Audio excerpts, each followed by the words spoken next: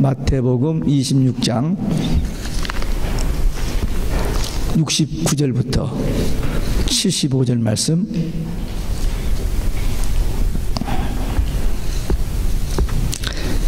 함께 읽습니다. 베드로가 바깥 뜰에 앉았더니 한 비자가 나와 가로되 너도 갈릴리 사람 예수와 함께 있었도다 하거늘 베드로가 모든 사람 앞에서 부인하여 가로되 나는 내 말하는 것이 무엇인지 알지 못하겠노라 하며 앞문까지 나아가니 다른 비자가 저를 보고 거기 있는 사람들에게 말하되 이 사람은 나사렛 예수와 함께 있었도다 하며 베드로가 맹세하고 또 부인하여 가로되 내가 그 사람을 알지 못하노라 하더라. 조금 후에 곁에 섰던 사람들이 나와 베드로에게 이르되 너도 진실로 그 당이라 내 말소리가 너를 표명한다 하거늘 저가 저주하여 맹세하여 가로되 내가 그 사람을 알지 못하노라 하니 닭이 곧 울더라. 이에 베드로가 예수님의 말씀에 닭 울기 전에 네가 3번 나를 부인하리라 하심이 생각나서 심히 통곡하니라. 아멘. 할렐루야. 오직 예수 마라나타. 오늘도 하나님의 집에 나와 예배하는 여러분들에게 우리 아버지 하나님 은혜와 평강이 넘치시길 주 예수 그리스도 이름으로 축원합니다. 예수님의 가장 사랑받고 예수님 앞에 정말 헌신했고 정말 예수님을 위해서 참 봉사 잘했던 수제자 베드로가 예수님이 체포되신 후에 좀 안타까운 마음에서 어떻게든 해서 다른 제자들은 흩어졌는데 요한하고 같이 이제 그 재판받는 법정 그 제사장 집들로 들어가서 그 자리에 있었습니다. 근데 그 좀 어떤 사람이 눈치를 채고 너 예수님과 함께 있었지 않아? 그렇게 얘기했던 게 난 몰라. 말이 됩니까? 예. 그 상황에 자기도 모르게 나도 모르게 그냥 어떤 그 두려운 마음이든지 어떤 그런 연약함 속에서 난 몰라 이렇게 부인을 해버렸습니다. 인간이기 때문에 그럴 수 있습니다. 그래서 오늘 이 사건 베드로가 주님을 모른다고 3번 부인한 거 이 말씀을 가지고 오늘 우리에게 주시는 하나님의 말씀을 함께 받겠습니다. 첫째는 베드로가 모든 사람 앞에서 예수님을 부인했습니다. 70절에 베드로가 모든 사람 앞에서 부인하여 가로되 나는 그를 모른다. 그렇게 신뢰받았고 사랑받았고 저기 있던 베드로가 예수님 그 붙잡혀 가신 것까지 따르는 갔지만 그를 알아본 사람이 이렇게 묻자 모른다고 부인을 해버렸습니다. 앞에 마태복음 26장 33절에 보면은 너희들이 다 나를 버리고 가리라 그랬더니 베드로가 대답하기를 모두 주를 버릴지라도 저는 버리지 않겠습니다. 결코 버리지 않겠습니다 라고 큰 소리 쳤어요. 그랬더니 예수님께서 오늘 밤 닭 울기 전에 네가 3번 나를 부인하리라 그랬더니 죽어도 안 버립니다. 부인하지 않습니다. 주님 떠나지 않습니다. 그렇게 호언장담했는데 이렇게 한순간에 무너져 버렸어요. 무슨 칼을 가지고 뭐 협박을 한다든지 뭐 죽인다고 그런 것도 아니거든요. 근데 그 옆에서 그 사람이 그 한 말 물어봤을 때 모른다고 부인을 해버렸습니다. 제가 제 성경에다가 69절 끝에다가 함께 있었도다 하거늘 그 옆에 제가 플러스 해놓고 아멘 그래 써놨어요. 우리라면 어떻게 해요? 아멘 해야죠. 안 그렇습니까? 너 정말 오직 예수이냐 아니냐 그렇게 물어볼 때 오직 예수면 죽인다고 하고 오직 예수 아니라고 하면은 살려준다고 할 때 그때 어떻게 해야 돼요?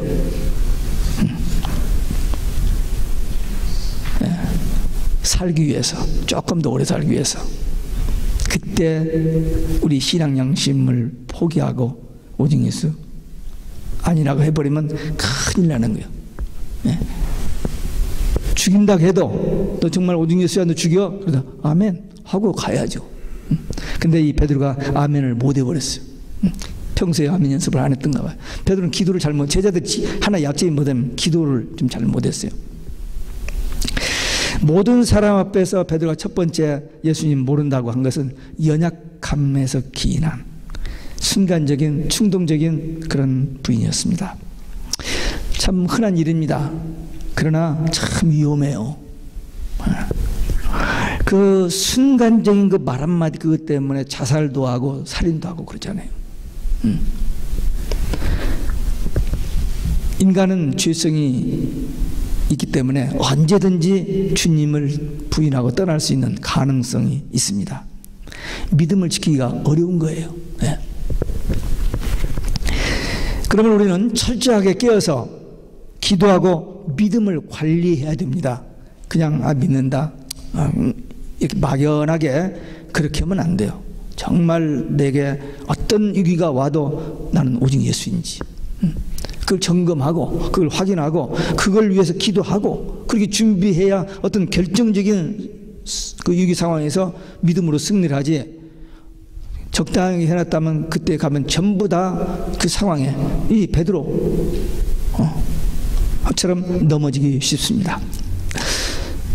특별히 제가 계속 반복해서 설교 때마다 하는 얘기가 뭡니까?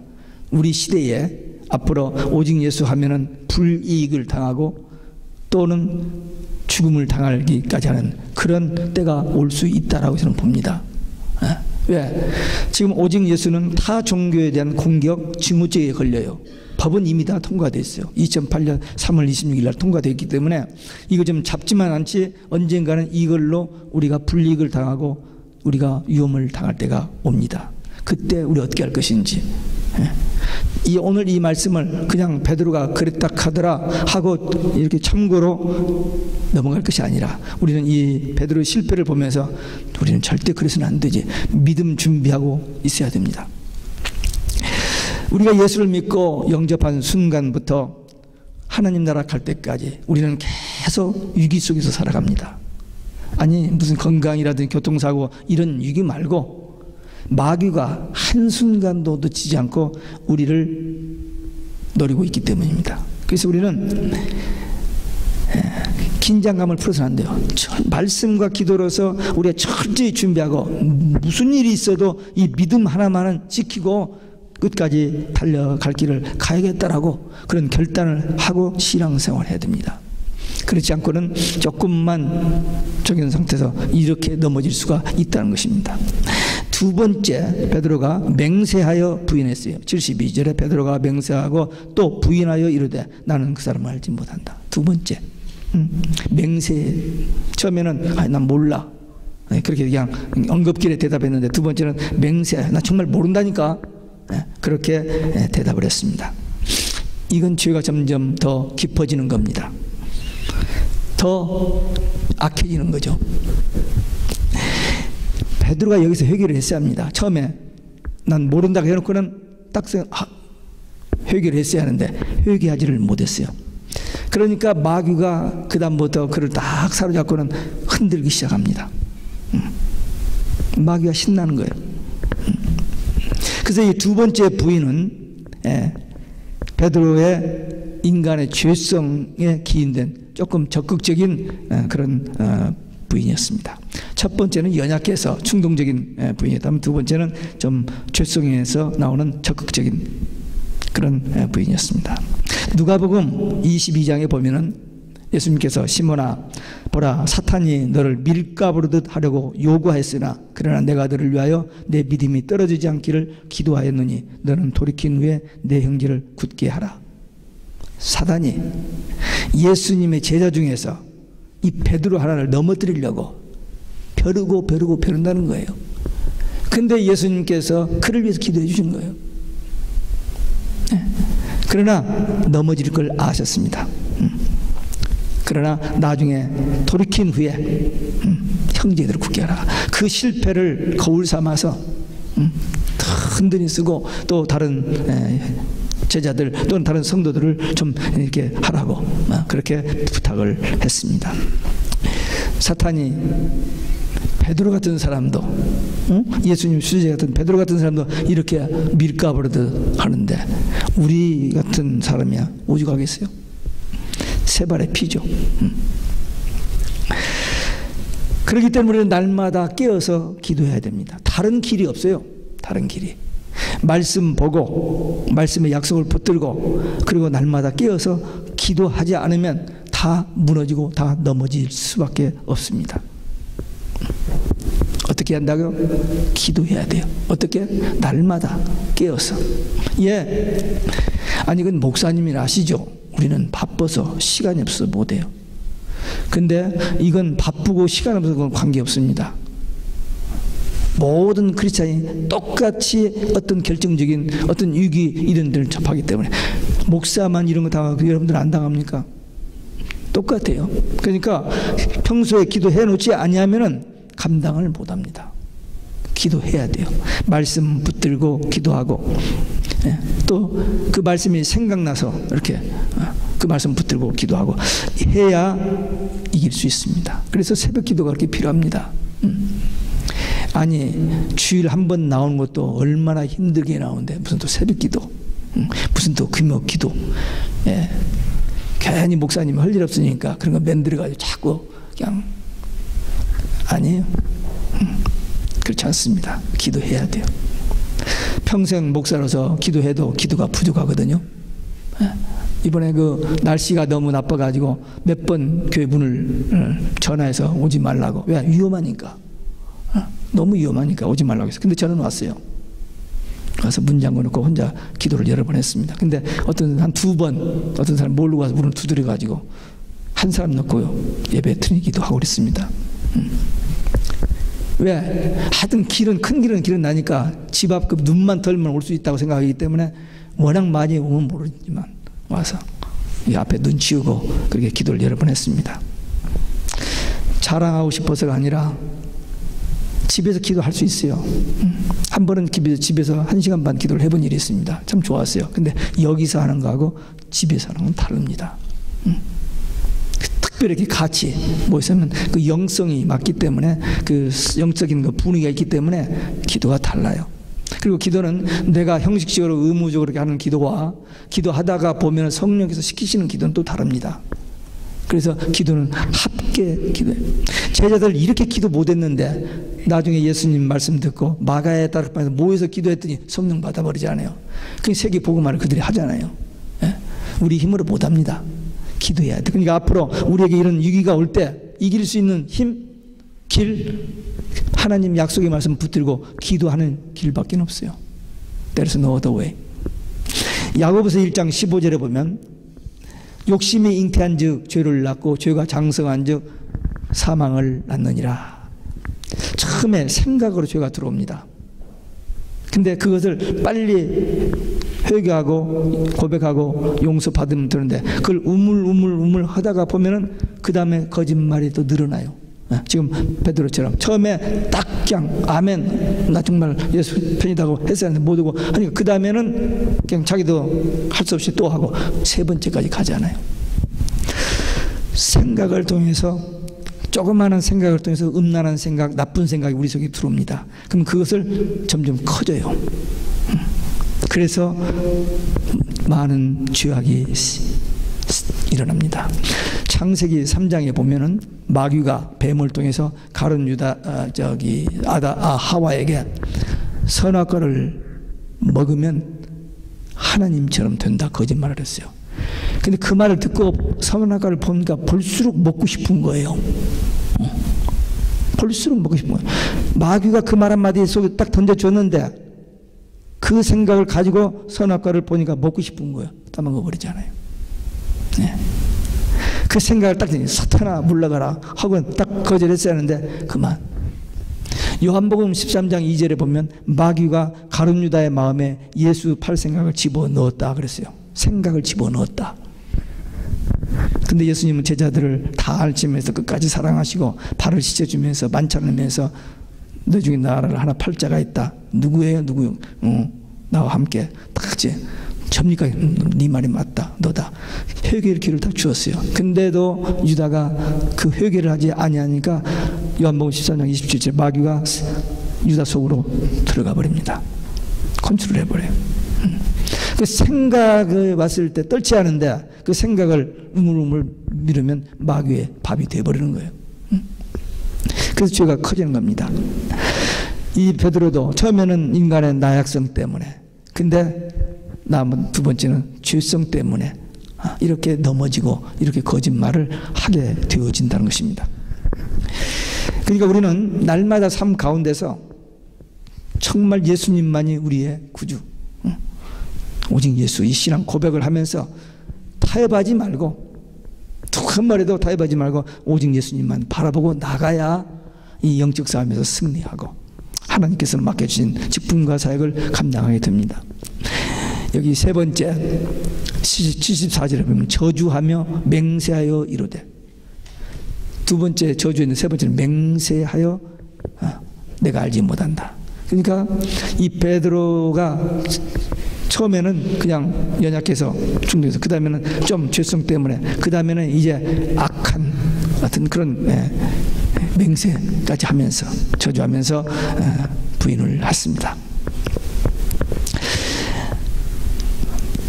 3단계까지 점점 올라갔는지 내려갔는지 몰라요. 악이 바쳤다면 올라갔다는 의미가 드는데, 하여튼 베드로가 3단계까지 떨어졌는지 하여튼 올라갔는지 둘 중에 하나인데, 하여튼 3단계까지 간 거예요. 막판까지 간 겁니다. 오늘날 우리가 말씀을 붙들고 기도하지 않으면 이렇게 된다는 겁니다. 마귀가 밀가부르듯 베드로를 가지고 이렇게 하듯이 한다는 거예요. 베드로가 나중에 베드로전서 5장 8절에 이 말씀을 써놨어요. 근신하라 깨어라, 너희 대적 마귀가 우는 사자처럼 다니며 삼킬 자를 두루 찾나니. 이 마귀가 조금도 쉬지 않냐고 삼킬 자를 찾아다니는 거예요. 우리는 본래 태어날 때 마귀의 자식으로 태어납니다. 죄인으로 태어나요. 근데 하나님이 우리를 사랑하셔서 구원의 길을 주셨어요. 하나님의 자녀가 되는 길 딱 하나를 주셨습니다. 복잡하게 여러 개지 않고 딱 한 가지, 오직 예수 주셨어요. 근데 예수 믿고 구원받은 사람들 마귀가 볼 때 너무 기분 나쁜 거예요. 저것들 내 껐는데. 그래서 기회만 있으면 다시 뺏어오려고, 죄짓고 멸망길로 가게 만들려고 눈에 불을 켜고 있습니다. 우는 사자처럼. 한번 생각해 보세요. 여러분들이 남자들도 마찬가지지만 여자분들이 집을 이제 딱 어디로 가려고 옷을 딱 입고 핸드백을 딱 들고 막 문 앞으로 나가려는데 쉐크하면 꼭 흑인이라고 하면 좀 죄송하지만 하여튼 깡패 같은 사람이 한 7, 8명이 문 앞에 딱 대고 있는데 이렇게 째려본다고요. 그러면 나갈 수 있어요? 없어요? 못 나가요? 용감하잖아요. 안 용감해? 못 나갑니다. 근데 눈에 보이지 않지만 마귀가 우는 굶주린 사자가 먹이를 찾는, 삼키려고 하는 그런 태도로 우리를 노려보고 있다는 거예요. 영적으로. 그러니까 이걸 기억해야 됩니다, 우리가. 그렇지 않으면 이렇게 베드로처럼 당하는 거예요. 예수님과 가까웠던 베드로, 참으로 안타깝습니다. 근데 이렇게 가까운 사람들이 더 배신을 해요. 여기 사고 나고 살인하고 이런 것들 있잖아요. 보면은 가까운 사람들입니다. 악을 하고 이런 것들이 전혀 딴판 사람들도 있습니다만은 가까운 아는 사람, 이렇게 믿었는데 당하는 이런 일들이 너무너무 많아요. 이사야 14장 12절에 보면 하나님을 찬양하는 찬양대장이 이 천사장 루시퍼가 하나님을 배반하고 마귀가 됐습니다.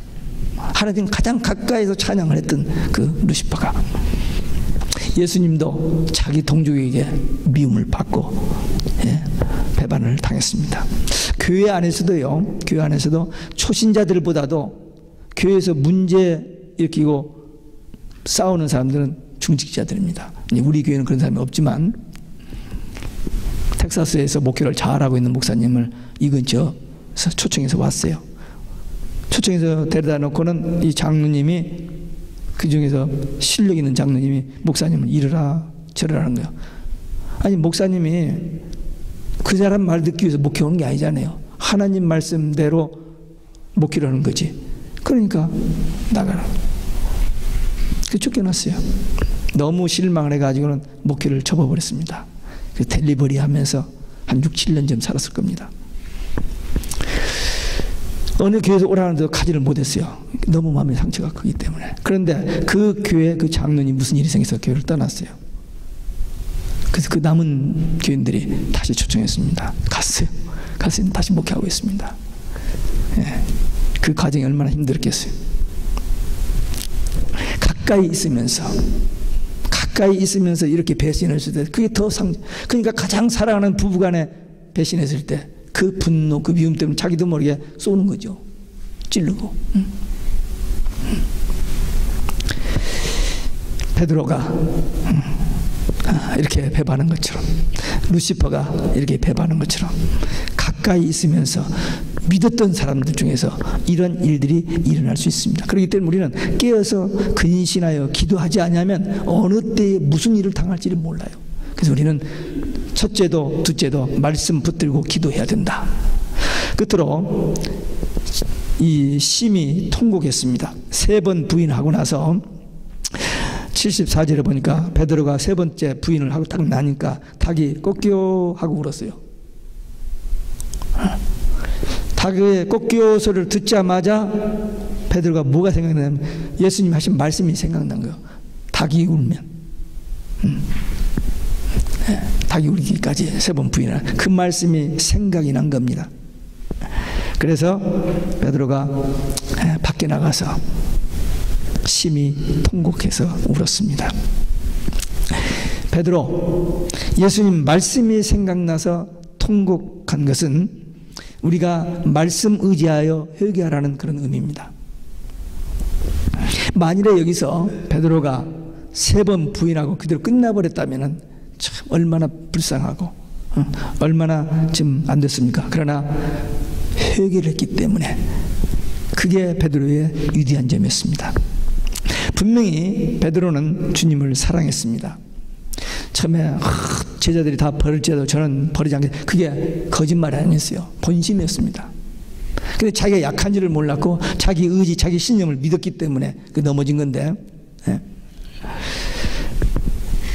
이 베드로를 통해서 우리가 배워야 할 진리는 부족하여 넘어졌다 할지라도 이렇게 회개를 통해서 다시 회복하여 주시는 하나님, 그 사랑의 하나님을 우리가 믿고 회개하면 돼요. 가룟 유다도 베드로도 똑같이 예수님 배반한 부인한 제자들입니다. 근데 유다는 후회를 했어요. 뉘우쳤어요, 유다. 그래서 돈 다시 갖다 줬잖아요. 죄 없는 사람 내가 저겠다고. 뉘우쳤습니다. 근데 회개하고 달라요. 뉘우친 거하고. 베드로는 회개를 했습니다. 회개하고 뉘우침이 뭐가 다르냐? 후회해, 뉘우침 이건 같은 거고 회개는 다른데 뭐가 다르냐? 회개나 후회나 뉘우침은 자기에게 하는 거예요. 자기에게. 내가 잘못했구나, 내가 실수했구나, 자기에게. 근데 회개는 하나님께 하는 겁니다. 좀 달라요. 비슷해 보이지만 다릅니다. 그래서 유다는 후회를 했지만 베드로는 회개를 했습니다.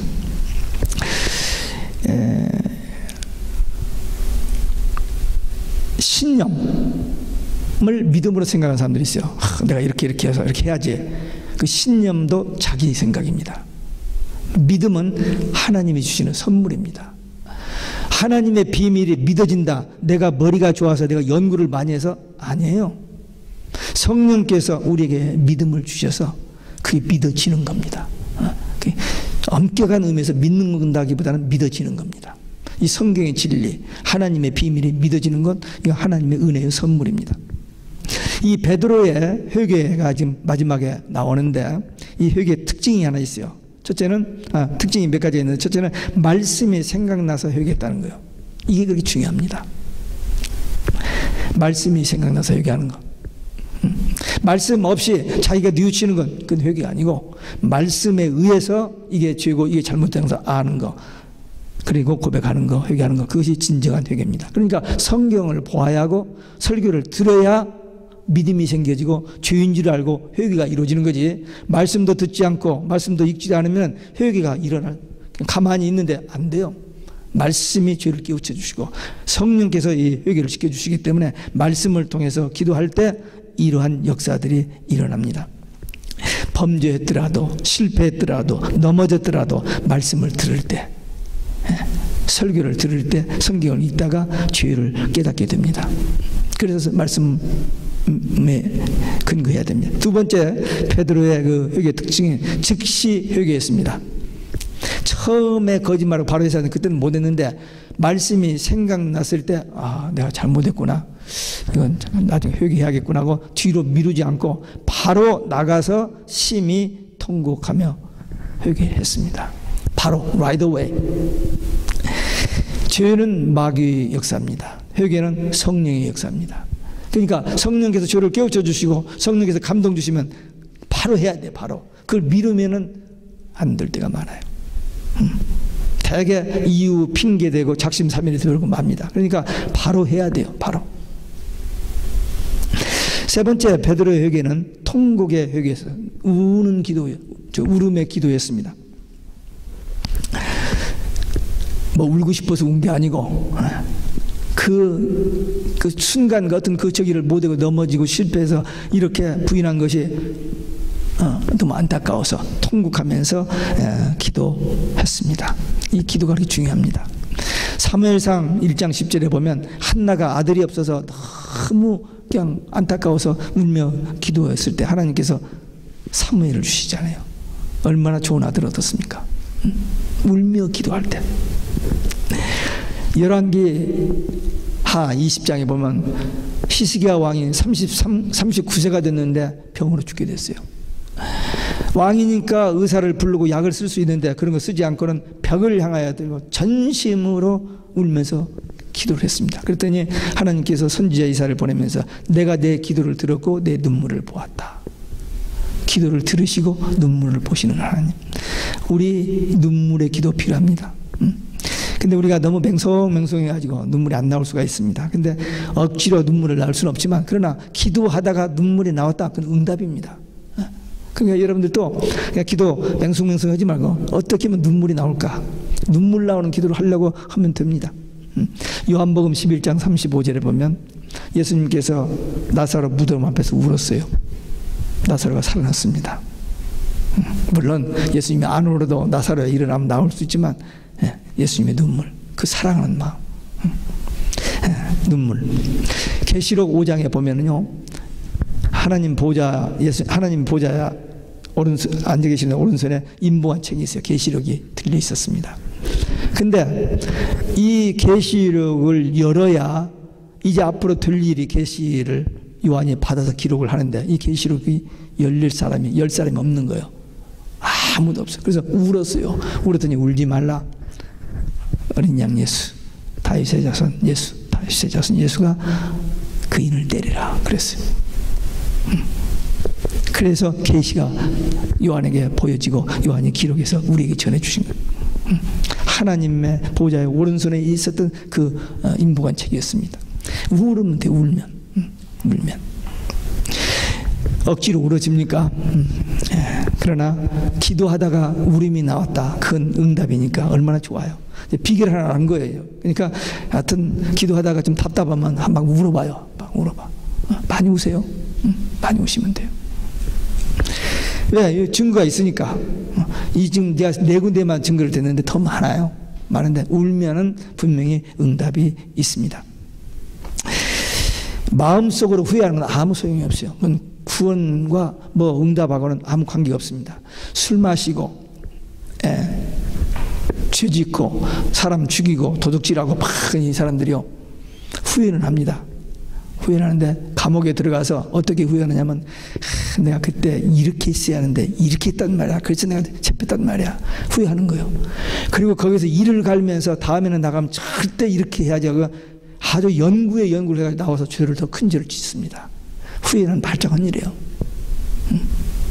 회개를 해야 돼요. 내가 하나님 앞에 그 사람에게 저들에게 죄를 지었구나. 하나님 용서해 주세요. 나 이렇게 살지 않게 해주세요. 이렇게 회개를 하면 용서받고 복을 받아 잘 될 텐데 자기가 잘못한 거 후회해가지고 더 악한 짓을 이번에 그 우리 한국 미국 대사 이 칼로 긁어낸 그 친구도 2010년에도 뭐 하려다가 말았더라고요.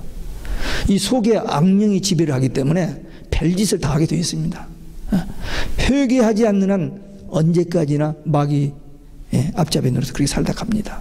그러니까 회개만이 길입니다. 해답이에요. 베드로가 말이 그렇지. 수제자 베드로가 3번이나 부인한다. 이건 어떻게 용서받을 수 없는 죄야. 그런데도 해결받았어요. 왜? 회개했기 때문에. 우리 인간은 회개하는 일이고 하나님은 용서하는 일입니다. 그러니까 우리가 회개만 하면은 하나님께서 용서해 주시고 그리고 응답해 주시고 그리고 우리에게 권세와 능력을 주셔서 이 베드로가 쓰임받는 것처럼 이렇게 귀하게 아름답게 능력 있게 쓰임받는 우리의 남은 생애가 될 수 있습니다. 오늘 이 말씀 뭐 그런 일이 있었다 다 아는 사실을 다시 한번 생각해 보면 끝나지 말고 오늘 하나님께서 이 성경을 통해서 우리 개개인에게 주신 말씀으로 아멘으로 받고 이후로 어떤 위기나 어떤 상황이 있든지 타협하지 아니하고 배도하지 아니하고 끝까지 오직 예수를 신앙시키고 행여라도 혹시라도 넘어졌다면은 바로 그 자리에서 회개하고 고백하고 용서받고 다시 힘 얻어서 주님 주신 사명 감당하는 믿음의 용사들, 기도의 용사들 되시기를 주 예수 그리스도의 이름으로 축원합니다. 기도하시겠습니다. 오늘 우리에게 주신 말씀 베드로의 3번 부인한 것 그러나 마지막에 통회하며 고백하면서 회개해서 용서받고 귀하게 아름답게 능력에 쓰임받은 것을 보면서 우리도 이와 같이 하나님 앞에 쓰임받기 위한 결단의 기도 함께 들으시겠습니다.